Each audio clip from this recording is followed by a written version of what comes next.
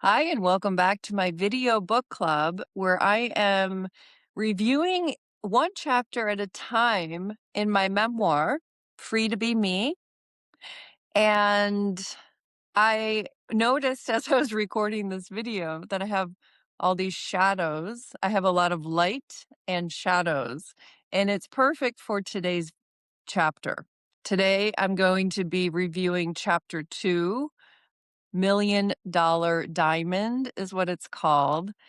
And all these the light and the shadows are perfect. So I'm leaving it. This is when my light starts coming in and I'm connected to my shadows. This chapter covers 4 years. So this begins 20 years ago when I started doing experiential therapy on myself. And I started going to the center in Atlanta, which is no longer, but back then I did every course they offered for 4 years. I assisted in the courses as well. And yeah, I started to unearth my childhood pain. And so the things I want to cover today in this chapter, because there is so much and there's so much for you to apply to yourself.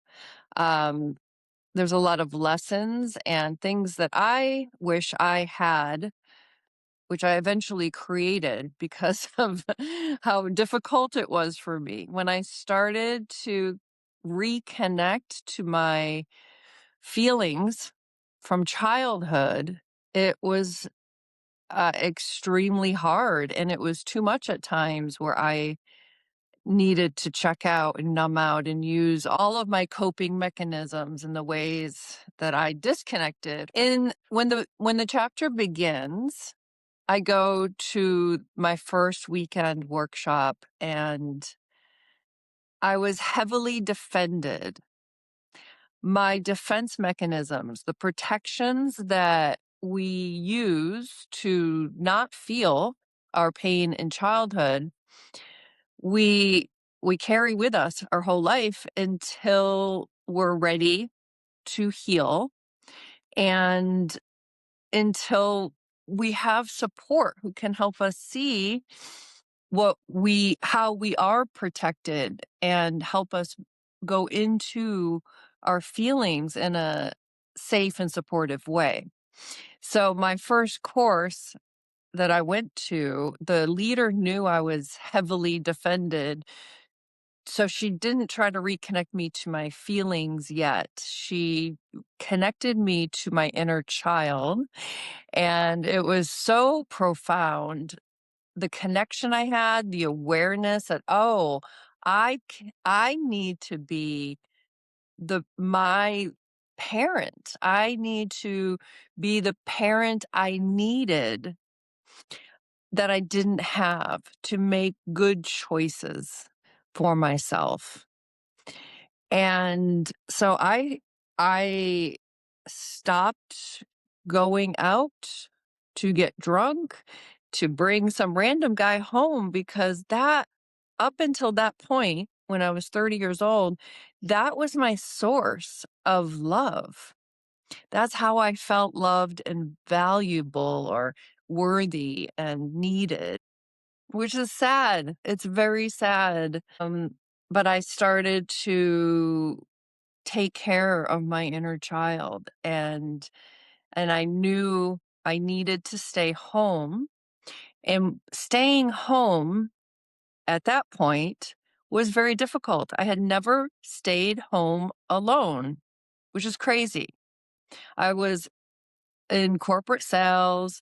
I was going out every night. I was always with people. And I went out every single night. It's crazy to think about now because I literally stay in every day, every night by myself now. Um, so yeah, this chapter, there's a lot in here. The leader she gave me an intention during the first course. She said, "Form a new identity. Be your own authority. You are the leader." Now, I had no idea what she meant. But it was true, and it took me a long time to form a new identity.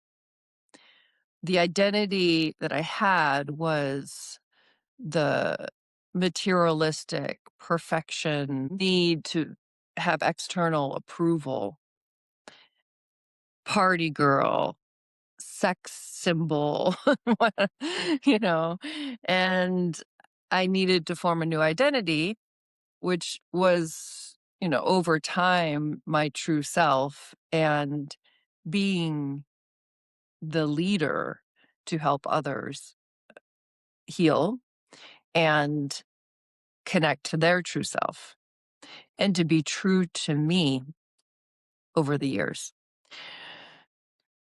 And then the chapter title comes from, she asked me, if you had $1 million diamond, would you lose it? And I had no idea what she was talking about. I was I was like, I don't like diamonds. And so, yeah, I started after that weekend. I was like, wow, it changed everything for me. And I knew I didn't know. There was so much I didn't know. So I said, I wonder what else I don't know. I need to go through all of these courses because what else don't I know? And this was something that I see could help everyone because what blocks healing is when you think you know. What opens you up to healing is to stay curious and to ask for support, to check in with people who are experts at what you need. So if it's healing from your childhood, what blocks your healing is thinking that you already did it, you already know, you resolved it already. But if you're still experiencing physical symptoms and patterns, unwanted patterns in relationships, then there's more for you to explore and to heal. If you're experiencing depression, anxiety, emotional eating disorders, feeling unworthy, feeling not good enough, all of those are symptoms. So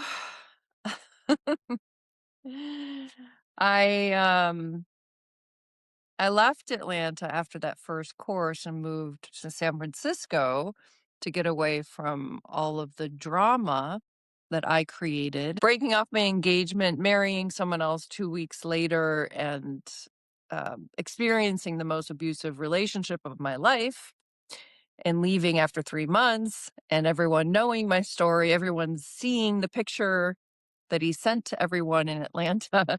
So, yeah, I escaped. But no matter where you go, there you are. So I escaped Atlanta, but I was still with myself. And I was now connected to my pain. And what I did is I escaped and I used a lot of my coping mechanisms. Once you reconnect to your feelings, you need tools to know how to process your feelings. I didn't have those tools. The course that I went to was life changing, but it didn't give me the teachings and the tools that I eventually created with core emotional healing. This is why I created core emotional healing, and I teach the lessons, and I give the processes of how to be with your feelings, how to express your feelings, how to recognize when you're triggered, to continue to heal yourself on an emotional level, how to take care of your feelings on an ongoing basis. This is why I created core emotional healing because I didn't know. Most most people don't know, right? How to do all of that.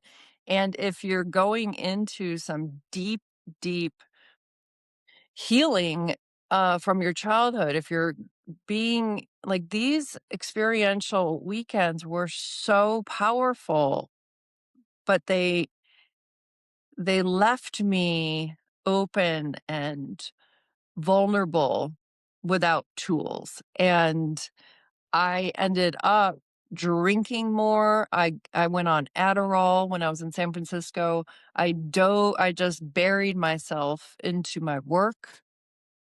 So Adderall was my savior, keeping me awake and somewhat focused as I fueled my late nights with 2 bottles of wine, working until 3 in the morning. So I just worked nonstop, drinking, taking Adderall, and I was suffering. I was medicating depression, and I had suicidal thoughts around that time too.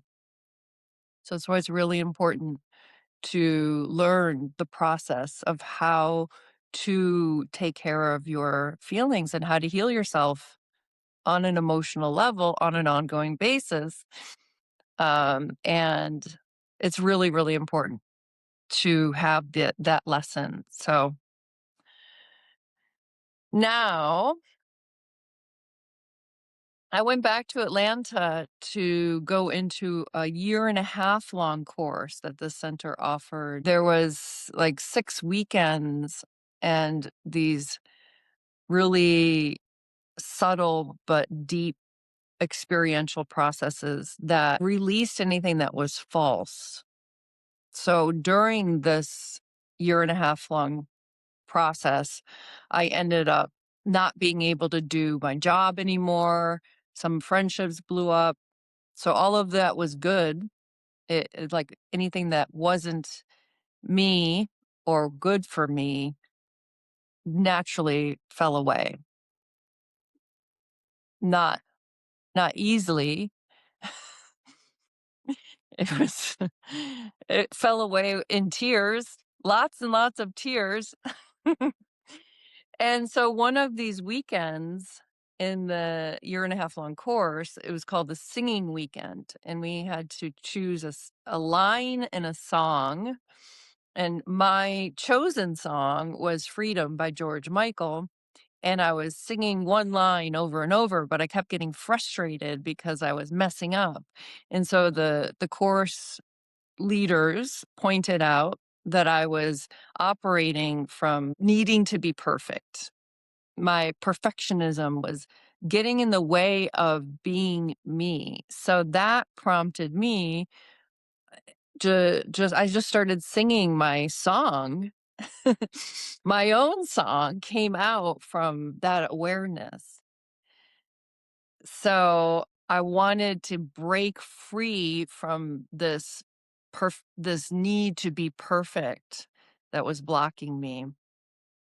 So my song came out. I can't be perfect because I'm me. I can't be perfect because I'm free. I am free. I am free.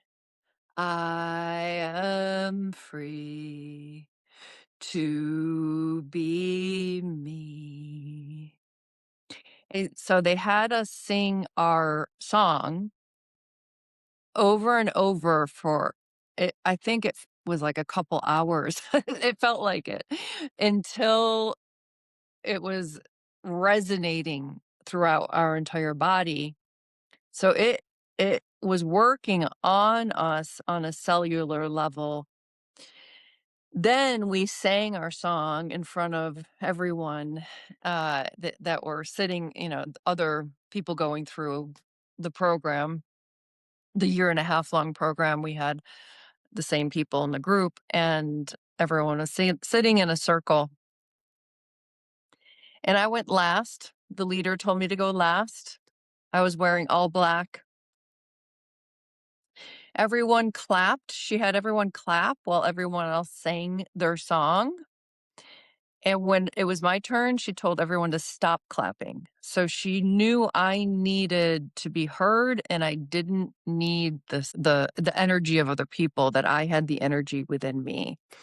So my song that I sang, I was singing what I just sang, and it kept building and building and building until I broke into another song for everyone else. So I then went into looking everyone in the eyes, and you are free, and you are free, and you are free to be you. And I love you, and I love you, and I love you, and you too. And that's my song. That's the name of my book, Free to Be Me. And that's my song for you too.